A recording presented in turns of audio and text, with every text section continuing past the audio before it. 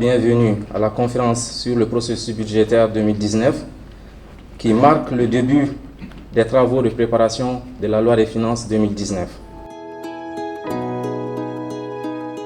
La mise en œuvre du budget programme présente des enjeux et des défis auxquels nous devrons nous adapter pour faire de cette réforme une réussite pour le développement économique de notre pays et partant, l'amélioration de sa gouvernance économique et financière. Les perspectives macroéconomiques du Mali restent favorables. Ce cadrage budgétaire prévoit d'une part un accroissement des recettes fiscales d'au moins 0,5% du PIB et d'autre part une maîtrise des dépenses. Toutefois, la politique budgétaire visera une trajectoire de réduction des déficits en vue de l'atteinte des critères de convergence de l'UEMOA fixés à 3% du déficit. Les avantages que révèlent l'adoption et la mise en œuvre du budget programme sont nombreux en termes de renforcement de l'élevabilité, de la transparence et de l'inclusivité de la gestion des finances publiques.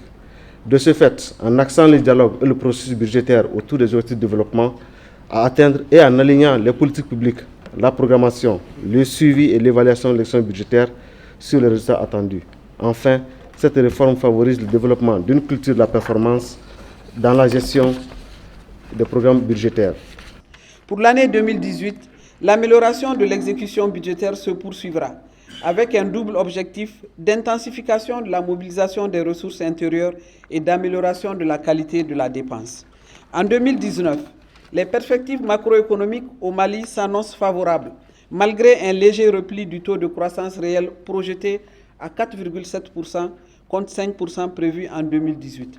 Et c'est donc un sentiment tout particulier de satisfaction qui nous anime, car ce basculement en janvier 2018 marque l'achèvement de la réforme budgétaire au Mali. Je voudrais à cet effet saluer les efforts déployés par l'ensemble des acteurs impliqués dans le processus pour le travail déjà accompli et pour leur détermination dans l'aboutissement de cette réforme importante. Grâce à vos efforts déployés qui se sont traduits par des sacrifices de temps et d'énergie, notre pays a pu réussir à aligner sa gestion budgétaire sur les meilleurs standards internationaux, gage de bonne gouvernance économique et financière. Monsieur Koulibaly. Ok, merci bien, monsieur le directeur. Le fil de la réforme retrace les activités menées depuis l'adoption des directives en 2009 jusqu'à ce jour. L'année N+1 va correspondre au projet de loi de finances. C'est clair que dans le budget programme, il y aura évidemment inclus les apports de l'aide budgétaire.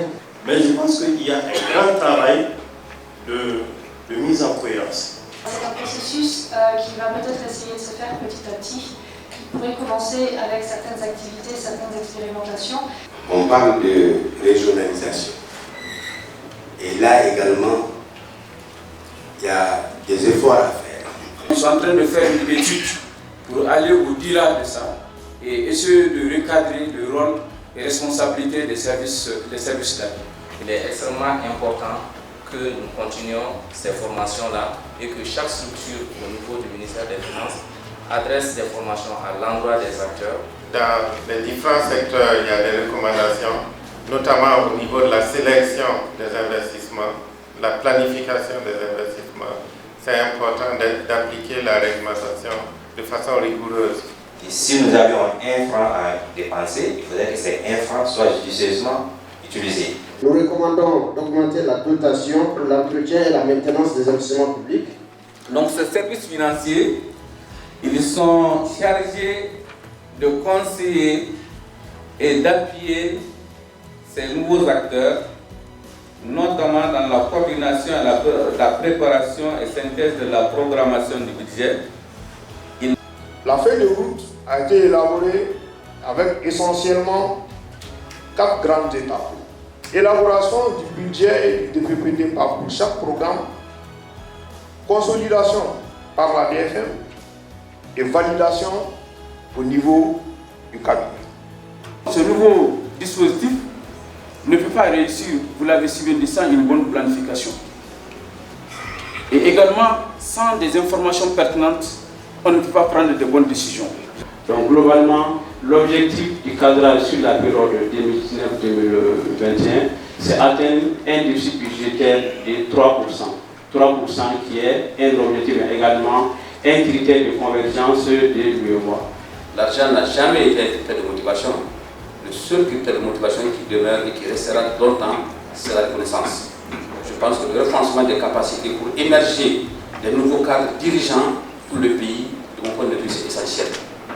Le budget programme appelle, de mon point de vue, un changement de culture, un changement de comportement. Avant de terminer mon propos, je voudrais encore vous remercier pour votre participation massive à cette conférence et vous souhaiter plein succès à nos travaux.